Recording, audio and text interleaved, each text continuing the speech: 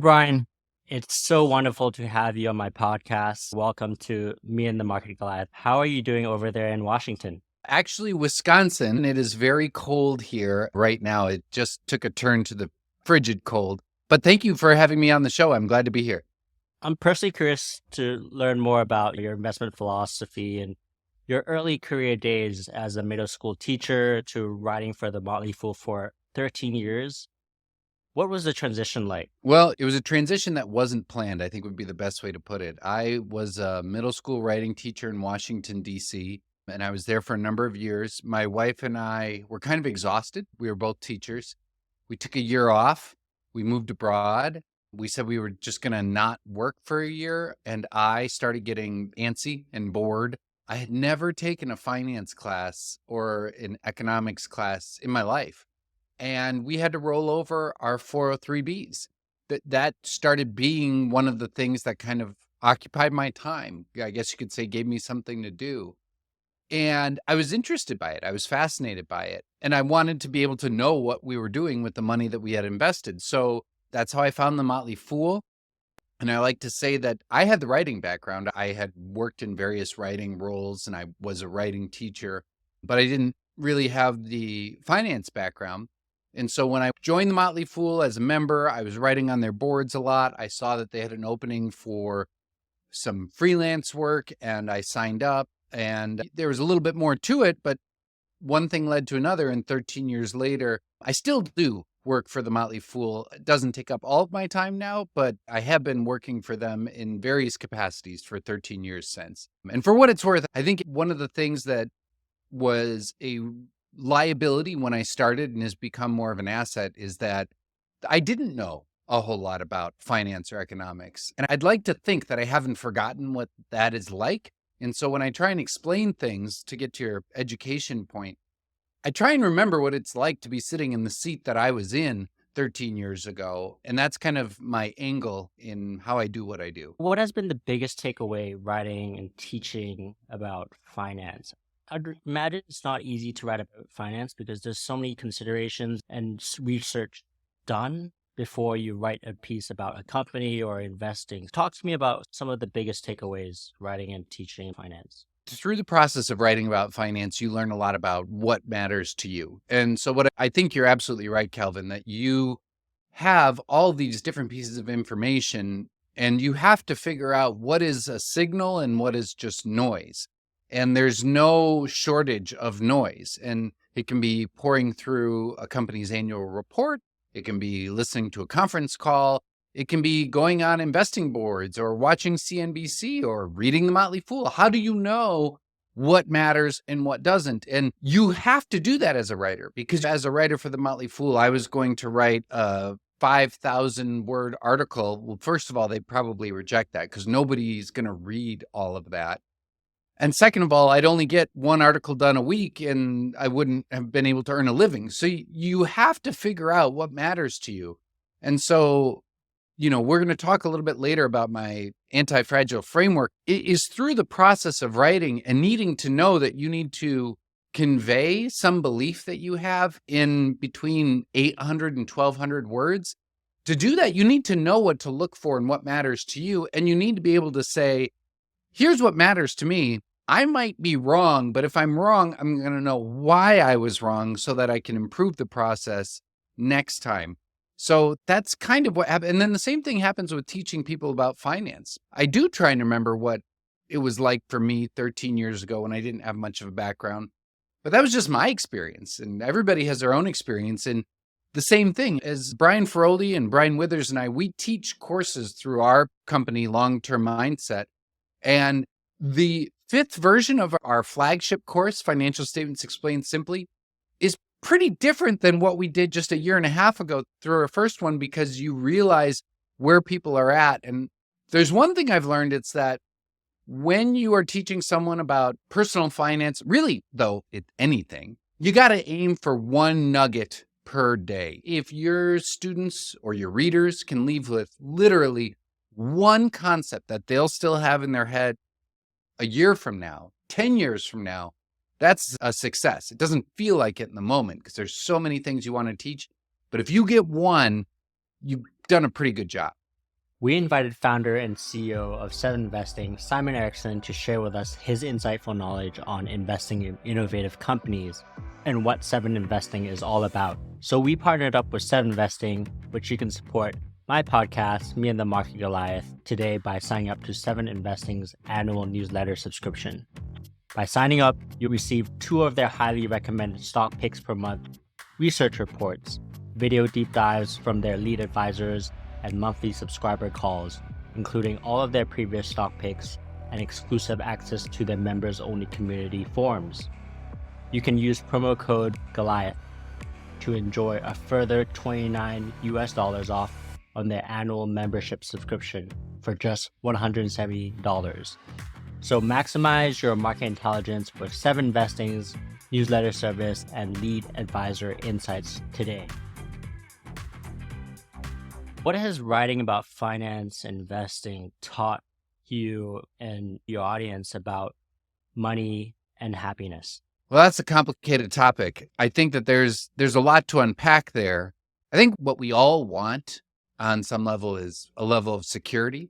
I think that for 99% of human history, security came from the people around you. It came from your tribe. It came from the people who had your back. And I think that's how we're wired. I think that's why we like team sports. I think that's why our friends matter to us so much. And I think that's why we can pursue money and not have that tribe surrounding us. And it feels pretty awful. And so I think it's important to know that there are some things that money is good for, but there are some really important things that money is not good for. And it's a tool that we try and use. If money's a hammer, and our emotional well-being is like a window, well, then we need to use a tool that can wash the window to be happier. And a lot of people take a hammer to the window, expecting it to all of a sudden clean the window, and instead it breaks it into 1,000 pieces. I think what's evolved for me is money used to be something that was almost evil. And I think it's because I saw in my own life people pursuing it and ending up in a not healthy place. And I think what I've come around to is that not that it's good or it's bad, it's that it's misused. It's used for the wrong things. And so I think if we can understand that, then the rest of the things can kind of start to fall into place. I want to go back to your teaching experience and what's the best way to teach financial literacy? Do you think people absorb information better with visuals than words? Well, I think everybody's different.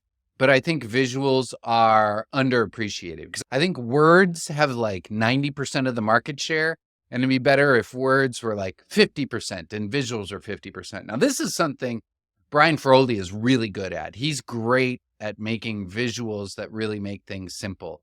And so from the educational standpoint, that's really something that he brings to the table. When we teach our course, what I think is important is meeting someone where they're at. So, Kevin, I don't know if you're a coffee guy. I'm a coffee guy. I love coffee.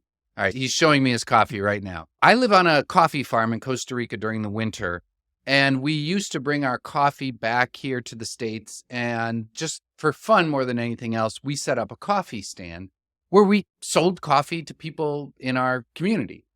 We use that coffee stand because it's so basic and it's so simple. And it's so much like a lemonade stand that your kids might set up on the street. And that's how we try and teach the first version of financial statements. When we're teaching people about an income statement, a balance sheet, a cash flow statement, your eyes glaze over real fast when you're going through that if you're not really interested in it. But if you introduce it with visuals, like with pictures of my family and I selling coffee, well, then all of a sudden, it's got a little bit more of a draw to it, more of a hook, I guess you could say. And then once you get that and can move on to, all right, so that's how this coffee stands work. Now let's move on to a Starbucks, right? And the same line items are there for Starbucks that are there for my coffee stand. And so, I think it's about meeting people where they're at. I was doing my research, reading up on you and what you talk about a lot on your social media platforms is practice. Is repetition the best way to go about learning finance? Because I can understand if you were to force someone to study a company, to them, it could be a chore. So how should one go about practicing financial literacy? Is it reading the financial statements, participating in the earnings call of a company that they're really interested to learn more about, or they have skin in the game? What's the secret ingredient? I think it's what you just said there was skin in the game. I don't know about you, Kelvin. Do you own individual stocks? Yes, I do. Okay. If there's two companies reporting earnings and you own one of them, how much higher is your interest level depending on whether or not you own them, right? Even if it's a super small sum of money, it does not need to be thousands of dollars. When you're getting started, it could be $50, it could be $100. I think that if you put your skin in the game, and by that what we mean is you stand to lose or gain something depending on how well you do analyzing a company, that's pretty strong motivation, right? I think that's actually the way to do it. And I think it also makes it more fun. At least it does for me. Yeah, I totally agree. I think it makes a huge difference. It's like following your sports team. If you never support a sports team, you'll find that particular sports 10 times more boring. That's what my friends tell me all the time. Like, for example, like soccer is to them is a very boring sport, but for me, it's huge because I support a team and it makes a huge difference. So skin in the game is very important. I want to touch on personal finance. I know it's a big part of writing, and I think it can get really controversial. There was a controversial debate on the withdrawal rate concept. It was broadcasted on Dave Ramsey's show, and he recommended retirees to invest 100% assets, which they would withdraw 8% from the portfolio starting value with each year's expenditures adjusted for inflation. And I know that there's a lot of people saying that the withdrawal rate is too high. So I want to put this concept to bed. And I know you spoke to Dave Ramsey previously, and I could not find the interview anymore. So this is such a great opportunity to get into this withdrawal rate concept, because I do believe that personal finance does play a huge role when it comes to building long-term wealth and investing. So I want to get your thoughts on that. Sure. Well, and you couldn't find it because it's pretty much been scrubbed right off the internet. I was on the Dave Ramsey show, and it was June 2013. So it was a while ago now. But actually, one of my followers in the wake of this kind of thing that happened did find a copy of it. So I'll have to see if I can send you a copy of it. He went in the Wayback Time Machine and somehow unearthed it. But I was on the show, and what I wish I would have done, this is just when I was getting started, I wish I would have focused more on the safe withdrawal rate, because he was talking about how you can expect 12% returns per year. Here's my real problem with it. I think a lot of the advice that Dave Ramsey gives when it comes to getting out of debt is sound. I think you might not agree with it on a numbers basis, and that's fine. Like, you don't have to. I'm convinced that there's enough evidence that it works for enough people that it's a net good for his listeners. Now, when we talk about his investment and retirement advice, I have a much bigger problem with that. And let me just give you a little bit of background here. When I started reading the works of Nassim Taleb, who I'm sure we'll talk about in a little bit, he was a former trader. I like to say he's basically a philosopher who's written a lot of best-selling books. One of them is Skin in the Game. And after I read Skin in the Game, I had a real problem writing an article for The Motley Fool about how a stock was a great stock to own if I didn't own it myself. Because let's think about the dynamics there for a second. And the dynamics are like this. I can write an article that gets a lot of clicks about a stock that I don't own, but I know that it's a popular stock. I know that there's things that I like about it. And let's think about this. If I do that, I might stand to make more money because I get paid for that article and because it might get a lot of clicks, and I don't stand to lose anything. Whereas my reader, they could make something if that ends up being a good suggestion, but they could also end up losing something because of it. And that's an asymmetry that after reading his book, I was uncomfortable with. So now if I'm, say, on the Motley Fool, on the bottom of every article, the company requires it that the author has to reveal whether or not she or he owns shares of that company. So sometimes I'll see an article that's suggesting a stock, and I'm just like, what in the world? Like, that's crazy. And then I'll click on it and I'll go to the bottom and I'll see that they own it. And I say to myself, you know what? Respect. I'm not going to get upset about that, because if they're wrong, they're in the same bucket as everyone who's reading this, right? All right, so that's the foundation I need to lay before I talk about Dave Ramsey. And here's the reason why. I believe, I don't know if everybody knows this. They probably do. He doesn't try and hide it. He had to declare bankruptcy when he was much younger. And if that was me, that would probably leave a mark of some sorts on me. And it would teach me a lot of lessons, and it would inform the type of lessons I do. And I think it seems like it informs a lot of the lessons that he does in terms of not going into debt and saying you shouldn't ever even use credit cards and things like that. I don't follow that about the credit cards personally, but I don't think that there's a ton of harm in following that. Now, when we talk about safe withdrawal rates, the reason that I have a problem with it is if you're going to give advice that you can safely take out 8%, you need to do something to show that your skin is in the game. Like you need to put your retirement fund out there for everyone to see and take out 8% and make it as transparent as possible, because it has a failure rate that is way too high. And for me, what the problem is that he does all this good, which makes him trustworthy.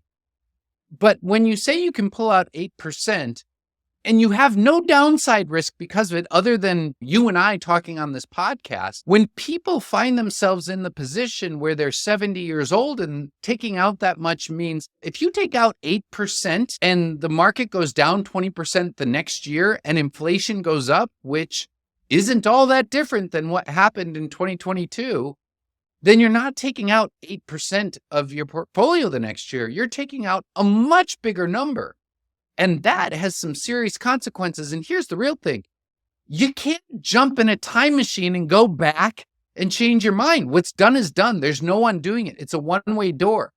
And Dave and the people that support this view, they don't have downside skin in the game risk for it. In the end, that's the real problem. We can disagree all we want about the numbers, but the bottom line is this. He will suffer no negative consequences from giving that. He's probably close to a billionaire.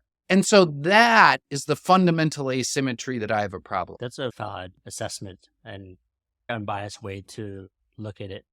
Do you have a optimum withdrawal rate in mind? Obviously, this is not financial advice. I think everyone's financial situation might be different, but what is sort of the optimum withdrawal rate for you? What you should really do is ask when I have to start taking it, because that would be the most honest skin in the game answer. But somewhere between 3 and 5%, depending on so many variables that I can't even predict what they'll be when that time comes. And the only reason I would say between 3 and 5 is I think if you're still doing some type of part-time work and you're not entirely reliant upon your nest egg for all of your income, then I think it could be safe to go a little bit above that 4% mark. But again, take that with a grain of salt. I don't have my skin in the game yet on this, but that's what I imagine myself doing if I had to start doing it tomorrow. Thanks for putting the concept to bed. I'm glad that I was able to ask you about this on my podcast. We're going to go straight into the investment philosophy portion. I always ask this question to all my guest speakers. I think it's really important.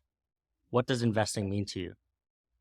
For me, what it's become over time is it's an experiment, a really fun experiment. And what I mean by that is Nassim Taleb is someone his writing and his ideas have helped me formulate my own ideas, to take his and kind of make them my own. And the framework that I've developed is a fun experiment for seeing, does this idea about how the world could work, will it actually play out? And putting my own skin in the game, it makes it really interesting to me. You know, I've been doing this for 13 years. The Antifragile framework is not that old, but I keep coming back to it every day and it's still interesting. So that's what it means to me. It's a really interesting experiment where I can test out a couple core ideas that I think would be really fun to see if they do play out. And speak to me about your investment philosophy. What type of investor are you? I know that you're a long-term investor, but speak to me in detail. What does that mean? I think most people would say I'm a growth E investor. And I think that's a fair assessment if you look at the stocks that I invest in. But what I like is companies that are anti-fragile. And what does that mean? I mean, if no one's heard of this concept before, you could have 3 different types of things that are fragile, like a bowl sitting on a table that gets knocked over and breaks into 1,000 pieces. When it's exposed to chaos and time, it'll break.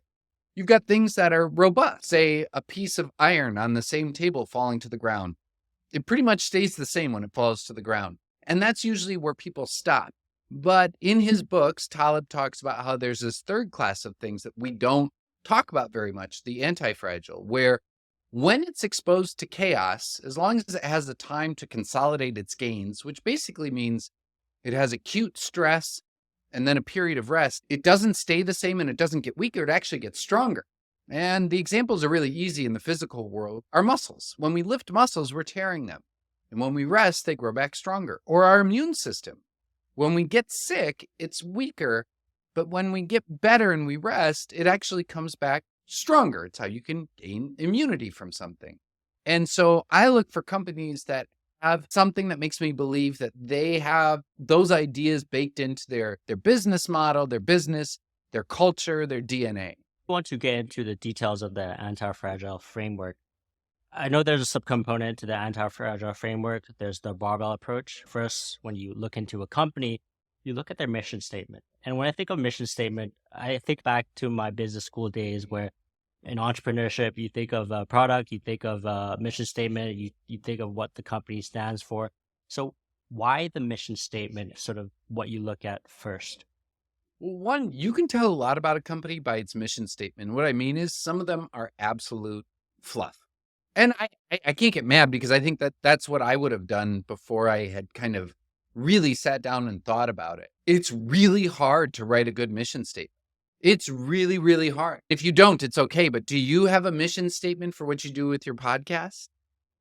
I don't. I had never thought about it. I think it keeps changing. But ultimately, I do want to share a very important message about investing is that, everyone's playing a different game. I think everyone has a different goal, but learning about the art of investing is just so fascinating and it will continue to change for me. So it's an ever-changing statement, I would say, for me. And that's totally fair. I think that's how you start down the path of coming up with a mission statement. I think that the companies that I'm the most excited about are ones that over time have, one, shown that their mission statement actually does matter, and two, have been able to come up with new ways to fulfill that mission. Amazon's the easiest example because from day one, they've said, we are going to be Earth's most customer-centric company. I mean, that's almost a little bit more of a vision than it is a mission. But if you look at it, if you went back to the 90s and you told someone that this online bookseller, this Borders Books of the internet, was going to be, say, the thing that helped the world get through the pandemic because it had formed a fulfillment network that allowed things to be ordered online and delivered to your front door without any face-to-face contact, they would have looked at you like you had something coming out of your head because that sounds insane. But everything that they've done follows that mission. It's been customer-centric. Or Axon Enterprises, one of my favorite companies that I'm invested in. They came up with the stun gun, the taser that police forces use. But their mission is to protect life. Think about that. It's a 3-word mission statement, to protect life. And they pivoted towards body cameras, which have been enormously important both for the public and police forces, depending on how things went down in the United States, at least. And I think that they do help save lives. And that pivot to that has been enormously beneficial to police forces, the public, and investors. So you don't see a really great mission statement all that often because they tend to be very simple, inspirational, and optionable. And by optionable, again, it means that you could fulfill it in a ton of different ways. So when I see one, that doesn't automatically make it a great investment, but it's a filter that you can use to winnow down your choices. Now, I wanted to touch on the other components of the barbell approach, which is moat and optionality. Moat can be very controversial when you study a company because you could look at something that they're very good at doing and think it's a moat. But for you, what does it mean? When do you know if a company has a fantastic moat? To me, the best kind of heuristic to do this is, say, Kelvin, I give you $10 billion, okay? $10 billion, and you have 5 years, and you can go after any industry leader you want. You know what? Forget it. I'm giving you $100 billion and 5 years, and you can go after any company you want. Even though you've got $100 billion in 5 years, could you still not unseat? And so whatever you say, you should probably think about investing in those companies. I could talk about network effects and switching costs and brand value and low cost production and all those things. Because look, Pepsi has tens of billions of dollars and they've got great market share, but they don't have Coke's brand. And so what are you going to do? Right? Or, with Axon Enterprises, it's not easy to train a workforce, in this case, a police force, on how to use technology, on going through their body camera footage and searching it and turning it over to the prosecution and the defense. And it's a huge pain in the butt. So that's the heuristic I have. If you had 100 billion in 5 years, which companies would you still not go after? They probably do have a moat. I wanted to talk about the other aspects of the anti-fragile framework, which is financial fortitude, concentration. You mentioned skin in the game is so important, soul in the game, and it's very interesting for me. You review Glassdoor reviews. So that's a very interesting way to look at a company and to measure the quality of a company by looking into Glassdoor reviews. Maybe before we touch on that, talk to me about the other aspects of the framework. So financial fortitude is really simple. It's how much cash do you have? How much debt do you have? How much free cash flow? And so if you've got a lot of cash, little debt, and lots of free cash flow, when tough times hit, you might actually be stronger from it because you could buy out your rivals. You could buy back your own stock. You could price your product at a money-losing price because you know that it will cause your competition to go bankrupt. Gives you options. Concentration, I've actually changed a little bit. It's more like a single point of failure. So if your business could be ruined by one person in one room making a decision on one day, that's a single point of failure. Think about Upstart, a company that I was really interested in. It's kind of like an alternative FICO. When Jerome Powell decided it was time to start raising interest rates, and yes, he was affected by things greater than what happens in one room, but almost overnight, that investment changed just like that. And then skin in the game, I like seeing employees owning shares of the company, soul in the game. I like it if the founder's still involved. And then to your point about Glassdoor, I think as long as you spend enough time looking through Glassdoor, you can start to spot things. Like, for instance, there are certain industries where, it's out of 5 stars. If you can get like a close to a 4 is pretty good. So the service industry, for example, it's not where people love to go to build their career. In the tech industry, much higher salaries, much more generous packages. And so if you see one in there that's like below 4 stars, you're like, what might be going on there? And if you really read through them, you can start to see certain things. But it's worth pointing out, it doesn't hold much sway. I include it, but it's just one part of the framework. What would you say is the most important aspect? I know the anti-fragile framework is important in terms of all the subcomponents, but if someone were to digest what the framework is all about, what would you emphasize the most out of all the components that were mentioned just now? I would mention the moat. If there was one thing, it would be the moat. It would be asking myself that question, Kelvin, that we just said, which is, if you had all this money and the time, who would you still not go after? Because if you've got that, then you probably have a lot of money if you're a company that I couldn't attack if I had all the money in the world. So that means that you've got time too. So if you're being disrupted, you have time to switch directions and you've got the time and the money to come up with new ideas. So that the moat would be the number one thing. I've learned a bit more with regards to how you see moat in detail. But you recently wrote a couple months on X referencing Jeff Bezos, and you mentioned that free cash flow is more important than net income. Why is that? So let's say that we go to a carnival. If I go to a carnival, usually I have to go to this little booth and I give them my money in the booth. And then they give me tickets, and then I take those tickets and I can go on the rides for myself or with my kids, right? So let's think about this. When I give my money to the person in that booth, I've pretty much turned over all my money, right? They've got my money. They can't count it as money yet until I hand over my ticket and I take that ride. And who knows, I might leave the fair with 5 tickets in my pocket and never come back. They get to keep my money then too. To me, what free cash flow is, and I understand that I'm oversimplifying it, But to me, what free cash flow does is it tells me how much money is in that booth where they collect the money, whereas revenue is telling you how many tickets have been collected to go on the ride. I care more about what's happening in the booth if I'm an investor than what's happening on the rides. And free cash flow, I believe, gives me a better view, especially in this day and age of the subscription economy, where you collect your money before you deliver your good or your service. It's the same thing as the carnival rides. They're collecting the money before you go out and use the tickets to ride on the rides. Both are important, but I think free cash flow is more important. You just opened a can of worms for me, because I think when you mentioned that analogy, I think of like buy now, pay later companies or companies that offer gift cards. So the revenue is not reconciled yet until the customer actually uses the gift card. So what do you think of those companies? Well, there's a difference between buy now, pay later and gift cards, because buy now, pay later, one thing is it's a matter of who has the risk of someone not paying back, right? So if Amazon is using buy now, pay later, but they're not the buy now, pay later company, I mean, they could get hurt because demand might eventually die down because people go bankrupt. That's one thing. I'm not excited about investing in a buy now, pay later company, though, because they're probably going to be on the hook for the losses that are incurred over time if they're wrong.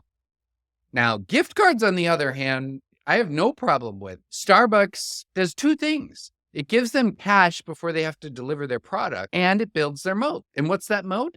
It's switching costs, because not only is it the habitual thing, but if I have 50 Starbucks rewards points or whatever it is, I roast my own coffee, so I don't know, but then I'm going to keep going back to Starbucks. So yeah, buy now, pay later, not excited at all. Companies that have gift cards, that's awesome. That's a great distinction. And you mentioned moat. I think that really hits the nail on the head with regards to which is a more sustainable business model. I wanted to go to your top 3 investing or finance concepts that all beginners should learn and understand first before learning about security analysis. What are the top 3 financing concepts that all beginners should learn first? I think the first one is actually not totally finance related, but still really important. And that's, why do you want to learn about this in the first place? Because you can just put your money in an index fund and live your life. And there is nothing wrong with that. Nothing at all. So figure out why you want to do it. Maybe there's a reason because you want to be able to buy a house and you believe you can get there faster for your family if you learn about security analysis. Maybe it's because you think it's fun. Maybe it's because you love the educational part of it. But figure that out first, because if you just get in it to get rich, 2 things are probably going to happen. One, you're going to get poor, and because you're going to try and get there fast. And 2, you're not going to continue doing it, because you will hit rough patches no matter what. So that's the first thing. Figure out why you're doing it. Number 2, I think what's important is then define what your goal and your time horizon are. That's really important, because I heard it all the time when I was getting started with the Motley Fool, but it took me a while to understand it. The only edge that you or I have is our time horizon. I have no customers, no investors that I need to appease every 90 days. None. I'm not on the hook if they pull their money out, because I only have one customer. It's me. And I know he's not pulling his money out. So I can take the long view. If you can't, then you're going up against investment banks that have billions of dollars, tons of people working for them, going and testing out products, doing market research, trading with algorithms that can get it to the 10th of a. You're not going to win that battle. But the advantage you do have is you have one person you need to satisfy, and that is you. And you cannot underestimate the fact that you don't have to worry about that. And then the third thing I would just say is know what the difference is between stocks and companies, because there is a difference between a stock and a company. I don't know how popular the concept of fantasy football is outside of the United States, but it's very popular here. And it's a great analogy where the companies are like the athletes themselves that are out there on the field. Now, when you take that athlete and put them on your team to win some kind of game, that's the stock. If it was a Venn diagram, there is overlap, but they're not the same thing. And so you need to understand that as well. I think that's really helpful in terms of the distinction between investing in a stock or trading a stock and actually studying the company and what the company will do long term. Brian, I wanted to go into your top 10 biggest mistakes. I've had the fortune to also invite Brian Feroldi previously, and I know you share a lot of mistakes together. And you mentioned previously on your social media that some of the biggest mistakes mentioned there were 10. hmm One was think I missed it. hmm Second is going all in on a sure thing. Three is investing without an emergency fund. Fourth is watching the stock, not the business, which you just touched on the distinction between a stock and the business. Misjudging the moat, not knowing your own investing style, not buying due to valuation, ignoring valuation, not understanding the price earnings ratio, and selling a great stock. So I'm curious to know, what is the biggest investing mistake for you personally, and what have you learned from it? I think it's a combination of number 2 and number 5. So number 2 was going all in on a sure thing. And I've never gone all in, to be clear, but to me, if you put more than 10% of your portfolio in one thing, that's in my investing world, that's as close to all in as you can do. And misjudging them out. And I've done that before where I get really excited about a company and I think its moat is really strong. I like what they're doing. I like their mission. And I like what they're doing for the world. And I just completely misjudged their moat. And I've lost a lot of money doing that. But those are good lessons to have because I would like to think that I've made that mistake less since I have made those mistakes.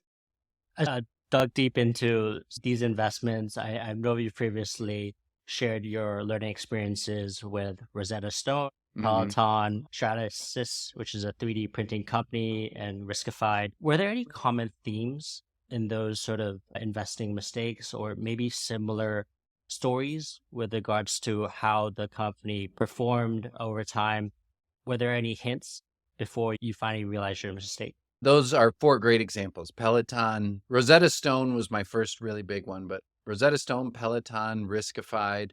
I could even throw Whole Foods in there. Again, I think I misjudged the moat and I didn't realize that what a company was offering was fairly easily replicable, or it had some risk that I just didn't understand. So like with Riskified, what I didn't appreciate was that this is basically like an insurance company for vendors. And I didn't understand the risks that were involved in that. And so that burned me. With Peloton and with Rosetta Stone, it was just not understanding the moat. It was overestimating the moat. And I will say that if there is a common theme among them, it's that they were stocks that up until that point had done very well. And they had a very coherent, cohesive story about why they would continue succeeding. Now, the tough thing about that, Calvin, is that a lot of my best investments have been ones that I bought when they're doing very well and they have a very convincing and compelling and cohesive story about why they continue succeeding. And the only difference between those two groups was the strength of the moat. And you can say execution too, but at the end of the day, to me, it was the strength of the moat. I think this is a huge part of finance and writing about finance and reading about companies. The narrative is so important. Like if the narrative of a company doesn't sound appealing, why would an investor invest in that company? So I think as an investor, you need to remove all the noise and have an unbiased view by removing all the other biases in the world of investing and really drill down into understanding how the company is performing, because I think the risk is that there is a disconnect between actually putting your money and how the company is doing. Would you say financial literacy or just in finance is about narrative? The narrative is such a huge part of the investment thesis. And how do you go about mitigating that risk? That's a great question because it really gets to the heart of kind of why the anti-fragile approach appeals to me so much. And that's because the one thing that Nassim Taleb says is that I don't try and predict the future. I try and make myself optimally situated for survival in an uncertain future. And so what I try and remember is that on September 10th, 2001, the thought of planes flying into a building sounded absolutely insane. Like that would never happen. In December 2019, the thought that I would spend most of the next year locked up inside with my family, not going out, and it would basically be the same everywhere in the world would have been absurd. Like no one would think that. And we can look back at that and say, okay, well, sure, but now we know it. And what we're terrible at knowing or recognizing is in 2024 or 2025 or 2026, there's going to be something just like the pandemic. It's going to happen. It's going to happen, right? Like, no matter how you feel about what's happening in the Middle East, on October 6th of this year, there was a very different situation in the Middle East than 24 hours later. It's going to happen. And so what I like to ask myself is, one, remind myself, I won't know what it is. And you won't know what it is. And only the people who are behind what is happening will know what it is. And two, if it's a worst case scenario, how bad would my portfolio be hurt by it? And so what I want to know is that I'm owning companies that have enough resources and provide something that's important enough to the world that first, that they would survive. And second, that once everyone recovered from whatever that thing is, that they could emerge from it stronger. It doesn't mean I'm right, but that's the question I ask myself. I think the narrative part is so important. It does change sentiment in terms of the stock market because if they absorb the information very differently, they're going to do something that maybe is irrational. It's just so interesting just to study human mechanics and understanding emotional intelligence. I think that's a huge part of investing. So, Brian, I just want to say thank you so much for your valuable time today. I've covered a lot of questions and you've provided a lot of your wisdom and rich content. So, how can my audience find more information about you, especially for my audience based in Asia? There's a lot for you to share in the coming year and the new year on financial literacy. I do want my audience to follow you and to read your content. Thanks for having me. This has been fun. If anyone wants to follow me, the best way to do it is to subscribe to the newsletter that I have with Brian Feroldi and Brian Withers. Yes, we all have the name Brian, which is kind of weird. And we know that we actually, based on our YouTube channel, we have a fair number of viewers that are in Asia as well. You can subscribe to that newsletter if you just go to brianstoffel.com. That's my first name, and that's STOFFEL.com. And you just put in your email. You're part of the newsletter. I'm also on Twitter /X, Brian_Stoffel_. And I'm also starting to put a little bit more on LinkedIn as well. Obviously, there you just type my name in. And yeah, that's how you can be in touch. We send a newsletter out every week. We hold 5 classes a year. You can catch me on a couple Motley Fool podcasts every month. And we have YouTube videos during earnings season. Brian, thank you so much for your time. And I wish you a warm and festive Christmas holiday ahead. And I wish you a happy new year. And thank you for joining me on my podcast. All right, Calvin, same to you and all of your listeners. Thank you.